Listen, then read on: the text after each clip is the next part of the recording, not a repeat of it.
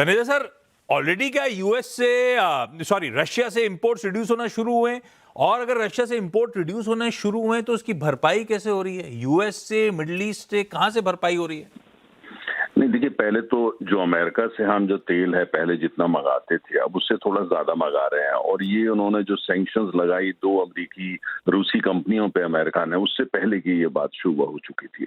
भारत का ये था कि भाई हमारा जो बैलेंस ऑफ ट्रेड है वगैरह उसको थोड़ा बैलेंस करते हैं, क्योंकि अमेरिका भी हमारे लिए बहुत ही महत्वपूर्ण देश है। हमारी उनसे स्ट्रेटेजिक रिलेशनशिप है, हमें उनसे पूंजी चाहिए, हमें टेक्नोलॉजी चाहिए। और चीन जिस हिसाब से पूरे एशिया में उभर रहा है खतरा बन करके, तो हमें उनका सहयोग भी और साथ भी चाहिए। तो एशिया इंडो पैसिफिक रीजन में बहुत से कारण होते हैं। आपको पता है कि जो कूटनीति है उसके वो प्याज की अनियन की तरह होती है, उसकी बड़ी लेयर्स होती है, कोई सीधा सीधा गेम नहीं होता वो। और जहां तक रूस की बात है, उन 2 कंपनियों पे सैंक्शंस लगाई गई है, लेकिन तेल पर कोई रूसी तेल पर कहीं कोई प्रतिबंध नहीं है। ना अमेरिका ने लगाया है, ना यूरोप ने लगाया, कोई प्रतिबंध नहीं है। अब वो उन 2 कंपनियों पे प्रतिबंध है। अब जो कंपनियां उनसे मंगाती हैं वो देखेंगी उनसे सीधा मंगाएं और या फिर दूसरे माध्यम से मंगाएं। लेकिन अभी आज की तारीख में रूस का तेल भारत आ रहा है, उसमें कोई कमी थोड़ी जरूर आई है, लेकिन यह है कि वो तेल आ रहा है क्योंकि तेल पर कोई प्रतिबंध नहीं लगा है। और दूसरी बात यह कि जब तक रूस जो है, रूसी कंपनियां सीधे या किसी भी माध्यम से या ओपन मार्केट के माध्यम से वो भारत को तेल सप्लाई कर सकते हैं, यहाँ पे डिलीवर कर सकते हैं इंडिया के पोर्ट्स पे, और जहाज की जो है और बीमा वगैरह उसको हैंडल कर सकते हैं अमेरिकन सैंक्शंस के बावजूद, तो भारत उनको लेता रहेगा। हमारी फिक्र सिर्फ होती है सेकेंडरी सैंक्शन ना लग जाए उन कंपनियों में जो वहां से तेल मंगा रही है। लेकिन अभी तक सेकेंडरी सैंक्शन की बातचीत हुई है, लेकिन औपचारिक रूप से कोई बात नहीं हुई है। तो भारत का बड़ा स्पष्ट है, जो अच्छा दाम देगा हम उससे लेंगे। अगर रूस अच्छा दाम देता रहता है तो रूस से तेल आता रहेगा, की क्वांटिटी कम जरूर हो जाएगी। वो इसलिए क्योंकि आपको अगर दुनिया में और जगह तेल उपलब्ध है वहां से लिया जाएगा। और हमें नहीं भूलना चाहिए कि यूक्रेन वार से पहले हम तो रूस से तेल लगभग ना के बराबर लेते थे, 2% ही लेते थे। क्यों? उसकी असली वजह ये थी कि रूस से जहाज, समुद्री जहाज से भारत में तेल आता है उसको 1 महीना लगता है। हम अगर सऊदी अरब से लेते हैं, कुवैत से लेते हैं, अबू धाबी से लेते हैं तो 4 दिन के अंदर आ जाता है। तो उससे लॉजिस्टिक्स कॉस्ट कम हो जाती है, इंश्योरेंस कॉस्ट कम हो जाती है, डिलीवरी कॉस्ट ओवरऑल बैलेंस्ड हो जाती है। बहुत सारे कारण होते हैं। दूसरा, हमारी रणनीति रही है कि जो जो सप्लाई है उसको डाइवर्सिफाई करो। पहले हम 9 देशों से सिर्फ तेल मंगाते थे, आज 40 देशों से मंगाते हैं। तो इसलिए ये पूरी रणनीति का हिस्सा है। लेकिन ट्रम्प साहब का जो आपने जिक्र किया, उन्होंने कहा अब उनको ये नाराजगी तो जरूर है, किसी ने उनको ऐसा अर्थशास्त्र बता दिया कि अगर भारत जो है रूस से तेल लेना बंद कर दे तो रूसी अर्थव्यवस्था चरमरा जाएगी और यूक्रेन युद्ध खत्म हो जाएगा, वहां शांति आ जाएगी। अब ये अर्थशास्त्र किसने पढ़ाया? अर्थशास्त्री तो हो नहीं सकता, किसी ने तो पढ़ाया है, लेकिन वो गलत है, उसका आधार गलत है। भारत का जो स्ट्रेटेजिक ऑटोनॉमी है, जो हम एक जो है सॉवरेन कंट्री है, जो राष्ट्र हित में होगा वो भारत सरकार फैसले लेगी। और भारतीय कंपनियों को कोई आदेश नहीं है कि आप यहां से तेल मत मंगाओ या वहां से तेल, ऐसा सरकार ने कोई आदेश अभी तक तो नहीं दिया है।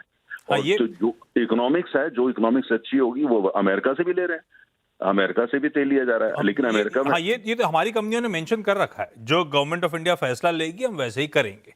तो जब गवर्नमेंट ऑफ इंडिया अगर वाकई फैसला लेगी तब की तब देखी जाएगी। इकोनॉमिक्स वर्क करती है क्या? तनेजा सर, आपने वो बात छेड़ रहे थे, मैंने इंटरप्ट कर दिया। रशिया से ला रहे, अच्छा, एक रेटिंग एजेंसी की हाल फिलहाल रिपोर्ट आई थी, इस भाव पे जहां पे क्रूड $60-65 के आसपास खड़ा हुआ है, रशिया से नहीं भी लिया तो बहुत ज्यादा अब इंपैक्ट नहीं पड़ेगा, 1-2% के आसपास ज्यादा से ज्यादा। पर इकोनॉमिक्स की बात, अगर रशिया से इंपोर्ट रोक रहे हैं, रिड्यूस कर रहे हैं और किसी यूएस और ट्रम्प को खुश करने के लिए वहां से बढ़ा रहे हैं, तो इकोनॉमिक्स वाकई वर्क करती है क्या? वो ट्रांसपोर्टेशन, वो लैंडेड कॉस्ट मैच हो पाती है क्या दूर दूर? बहुत अच्छा आपने प्रश्न किया। ट्रम्प साहब ने अमेरिका की जो सबसे बड़ी सरकारी कंपनी रोसनेफ्ट उसको सैंक्शन किया, वहां की सबसे बड़ी प्राइवेट कंपनी लुकोइल उसको सैंक्शन किया। उन्होंने गुणा भाग ये करा कि इन दोनों को सैंक्शन करते हैं, उसके बावजूद पूरी अंतर्राष्ट्रीय बाजार में तेल की कीमत $68 से ऊपर नहीं जाएगी। उनका ये गलत था। उसके बाद उन्होंने ये रिस्क ली और ये सैंक्शन उन पर लगाया, और बिल्कुल उनका कैलकुलेशन सही था तेल की, क्योंकि इस समय कोई डिमांड कहीं से बढ़ नहीं रही। अमेरिका में उत्पादन जो है रिकॉर्ड उस पर चल रहा है आजकल, बहुत प्रोडक्शन हो रहा है। और दूसरी तरफ अमेरिका में जो सबसे बड़ा जो रोल प्ले किया था वो था शेल ऑयल का। शेल ऑयल जो है अगर कीमत $60 से नीचे जाती है, 62 से भी नीचे जाती है, तो शेल ऑयल जो है वो प्रॉफिटेबल नहीं रहता, वो घाटे में चला जाता है, वो वहां सस्टेनेबल नहीं होता। तो उन्होंने आज वो अमेरिका इसलिए परेशान है कि जो शेल प्रोड्यूसर्स हैं, जो कॉटेज इंडस्ट्री है, 4 लोग 5 लोग 8 लोग मिलकर शेल उत्पादन करते हैं, जबकि तेल की बड़ी कंपनियां तो $1 बिलियन कंपनियां होती हैं, तो वो एक वो कॉटेज इंडस्ट्री है, तो उसको उसमें क्या लोग वो बंद कर रहे हैं, तो थोड़ा परेशानी में आ गए हैं। जो अगर आप देखें कितने ड्रिलिंग हो रही है वो कम हो चुकी है ऑलरेडी, तो वो उससे भी ट्रम्प साहब परेशान है। लेकिन कुल मिलाकर उनको ये सेटिस्फेक्शन है कि तेल की कीमत जो है ऐसी नहीं है जो उनके लिए परेशानी पैदा कर दे। और भारत का आपने जिक्र किया, अगर तेल की कीमत जो आज चल रही है, हम अमेरिका से मंगाएं, रूस से मंगाएं, कहीं से भी मंगाएं, अगर हमको तेल जो मिल रहा है $62, $63, इंडियन बास्केट जो है $64 पर बैरल पे, हमारी अर्थव्यवस्था बिल्कुल ठीक है। और हमारा जो बजट बना हुआ है इस वर्ष का, हमारा जो बजट है उसके अंदर हमने दरअसल $70 पर बैरल को फैक्टर इन कर रखा है पहले से ही। तो इसलिए हमारी अर्थव्यवस्था के लिए किसी तरह की कोई परेशानी नहीं। दुनिया में जितना तेल आपको चाहिए उपलब्ध है, आप जिस देश से मंगाए उपलब्ध है। तो रूस से अगर हम कम भी करते हैं, उसकी वजह कुछ भी हो सकती है, अर्थशास्त्री मुख्य वजह होगा, राजनीति भी हो सके, लेकिन कोई उस तेल की कहीं कोई कमी नहीं है। ना भारतीय उपभोक्ता को परेशान होने की जरूरत, हाँ परेशान होने की जरूरत उन कंपनियों को जो भारत में तेल का उत्पादन करती है, क्योंकि उनको अच्छा दाम नहीं मिल रहा। हाँ उनको नहीं, हाँ वो अलग बात, ठीक है। तनेजा सर से हालांकि रिक्वेस्ट करी थी इन डेवलपमेंट से बात करेंगे, भाव पे चर्चा नहीं करूंगा, लेकिन तनेजा सर ने हमसे सिखाया है एक सप्लाई डिमांड सिनेरियो है तो एक फंडामेंटल्स वर्क करते हैं, उसके ऊपर कच्चे तेल में हमेशा एक जियोपॉलिटिकल प्रीमियम होता है। एट 63 तनेजा सर, कितना जियोपॉलिटिकल प्रीमियम आपके लिए आज से बैठा हुआ है? मेरे ख्याल से आज अगर आप देखते हैं डिमांड एंड सप्लाई फंडामेंटल से चलते हैं, उस हिसाब से आज तेल की कीमत जो है वो $58 या $59 पर बैरल होनी चाहिए। हाँ। और बाकी जितनी भी प्राइस आप देख रहे हैं वो अभी भी जियोपॉलिटिकल और एंग्जाइटी प्रीमियम है, वो असली वैल्यू नहीं दिखा रहा। असली वैल्यू 59 से ऊपर होनी नहीं चाहिए जो डिमांड एंड सप्लाई है। और हमको यहाँ मैं ये आपके दर्शकों के लिए मेंशन कर दूं, जो कॉस्ट ऑफ प्रोडक्शन जो बड़े तेल के उत्पादक है रूस और Saudi Arab, cost of production वहां पे $4 पर बैरल से भी कम है। तो इसमें भी कितना नफा कमाते हैं, आप अपना गुणा मार्क कर लीजिए। पुखराज सर, ये क्या मामला है, ये प्रेशर किस बात का, क्या ओवर सप्लाई हो गई क्या मार्केट्स में? जी धन्यवाद मुझे जोड़ने के लिए। दरअसल ग्वार का बाजार 5-6 साल से लोअर साइड ही चल रहा है। हाँ। इसने पूरे साल भर में कोई 20-30 दिन देखे होंगे जो जिस दिन वो अप साइड रहा होगा या हरे निशान पे रहा होगा। पहली बात तो ये। दूसरी बात है कि इस बार भी फसल 65 लाख बोरी होने के आसपास है, जो कि न्यूनतम से कम है, और 5 लाख हेक्टर में बिजाई भी कम हुई है। पर बावजूद उसके तेजी नहीं बनने का कारण है पूरे एग्री सेक्टर में लोगों में मायूसी है, लोगों का इंटरेस्ट नहीं है ट्रेड की तरफ।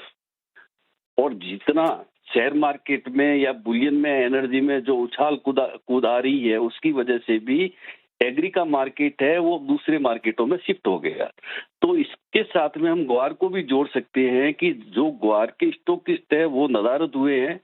अभी जैसे अराइवल आ रही है 48 से 50 हजार बोरी की, तो उसमें 25,000 बोरी खपत में जा रहा है, मिलर में 25,000 बोरी जो स्टॉक में जा रहा है उसे हैजर ले रहे हैं, तो हैजर का पूरा भार वायदा पे आ रहा है। तो आप यूँ समझ लिए ग्वार ही नहीं पूरा एग्री सेक्टर है वो निराशा की स्थिति में चल रहा है आशीष जी। अंदाजा ये आउटलुक कैसा, ये दबाव अभी और बढ़ेगा क्या, या भाव में बहुत कुछ कैप्चर हो गया है? देखिए भाव में तो कैप्चर पहले ही हो चुका।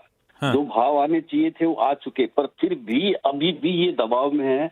जब तक किसी वस्तु के स्टॉकिस्ट नहीं आते हैं तब तक उस वस्तु में तेजी नहीं आती है आशीष जी। और जितनी खपत है उतना माल मिल रहा है। फंडामेंटल इसके देखें तो इसका एक ही है कि इसका निर्यात कैसा है। तो इसका निर्यात पूरे साल अच्छा रहा है, लगभग 25,000 टन मंथली औसत।